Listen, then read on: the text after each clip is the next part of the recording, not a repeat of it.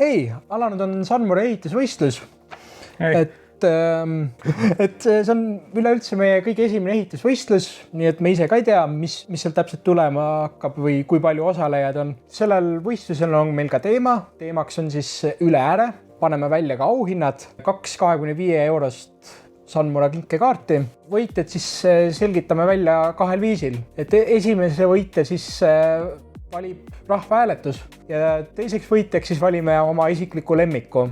See hääletus ka toimub meil veebilehel, kui sinna postitate, siis me vaatame selle üle ja siis saate kutsuda nagu oma neid tuttavaid, sõpru, pere nagu hääletama. No reeglid, jah, et kõigepealt töö peab olema sinu enda tehtud ja ei kasuta mingit AI-d, ei võta kuskilt internetis mingit seda.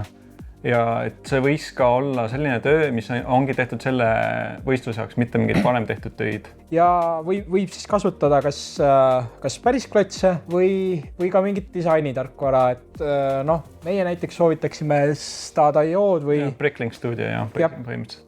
Oleme ka laatadel Tallinnas 5.–6. novembril. Oleme siis Järvekeskuse laadal.